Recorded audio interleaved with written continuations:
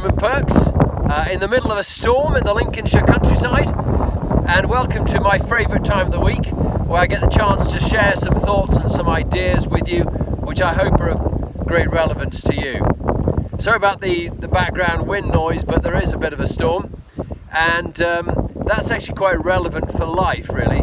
Sometimes we find ourselves in the eye of a storm, and I really want to talk about some of the darker side of work and the environments we find ourselves in. Oh, by the way, you like the hats? I thought I'd have another hat. This is the deep Russian winter hat. Talking about bullying and abuse in the workplace, and it's something that people would rather not talk about, but I think it's something we need to face. And it's a particular problem for those from Britain and also from America, particularly those who've been at boarding school. I've been finding it quite fascinating to read the book The Making of Them by Nick Duffell, about boarding school survivors, about men particularly, but also about women. And with some of the leaders that I've come across over time and the environments I've been in, whether it be public school or the army or civil service or law or doctors or wherever people may be who've come from that background, it has deeply affected people. And when they're very young and they're put into these environments where it is a very harsh environment, where their peers or indeed the masters and those in authority bully or abuse them, it can have a lasting impact on people. You might say, so what has this got to do with me if I haven't been to boarding school? And the point is, you're going to meet people like this who've been through these experiences, and they really shape them, often sadly in a very negative way, and you have to cope with their behaviours, perhaps their coldness, their institutional teasing, bullying, ridiculing, and the lack of dignity that they allow other people. I certainly think back to my own experience. Firstly, I was at a prep school, St Peter's in York, which wasn't too bad. It was St Olive's, was the junior school.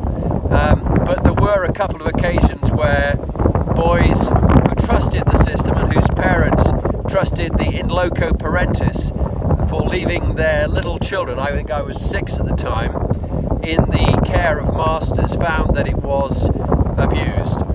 And that luckily not in my house but in a neighbouring house, a number of the boys were abused by one of the masters, which only emerged some years later, but it has an untold lasting effect on them.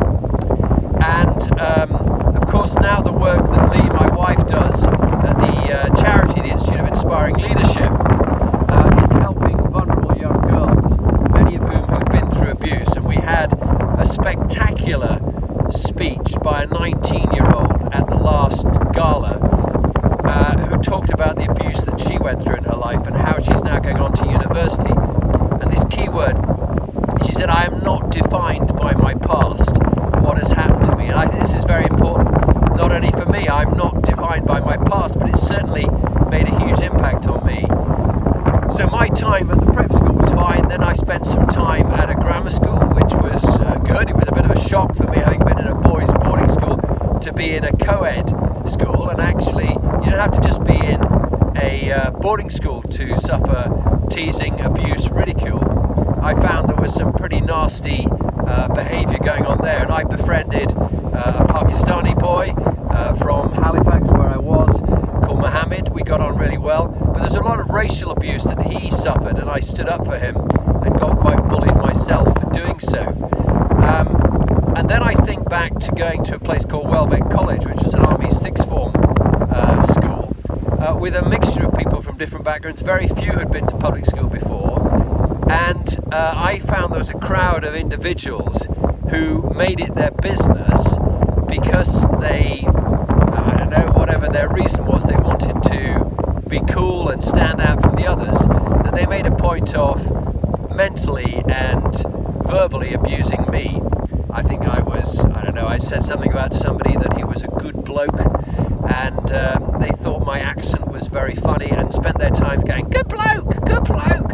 And so so wherever I went around the school, as I went down a corridor, I'd hear a voice from somewhere out of sight going, "Good bloke!" And it was a sort of source of ridicule. And these people, Martin was one of them, Martin P, let's leave his name out of it, Terry N, and Mark B. They made it out their business to be thoroughly unpleasant and try for the 2 years I was there to ridicule, belittle me, and make me insecure. And they were pretty successful. I withdrew and tried to avoid them and other people, and really lost my confidence. So luckily we went on to Sandhurst, and I went from strength to strength. One of them was ejected from Sandhurst for being a bit of a psychopathic bully. The other two went on to have army careers, and I hope they're nicer people than they were then, because they were thoroughly unpleasant. But they got on at the expense of other people like me. And I just now have a particular dislike in work environments when I come across the white-collar psychopaths. I make it a particular point of mine, whether they're men or women, to find them and help the organisation get rid of them, because they cause untold damage to individuals' confidence and teamwork, success and collaboration between people, because there's a lack of trust and people are always looking out and covering their back. They're highly competitive in an unhealthy way with each other, and they don't help each other, and the organisation underperforms, doesn't bring in revenues in. So I just think, let's not be defined by our past.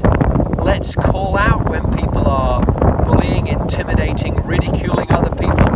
Let's look for the best in people. Let's find ways to appreciate others, not to demean them. Just because you put someone else down doesn't lift you up. It just belittles you as well. So look for the good in other people. By all means, catch people who are performing badly and get them to perform better. But you don't need to bully, you don't need to abuse, and you certainly don't need to ridicule. Our work environments deserve to be better than that. So that's my thought for the day. Spot it, don't be a bystander, call it out. And if you have white-collar psychopaths, identify them, because they are manipulative and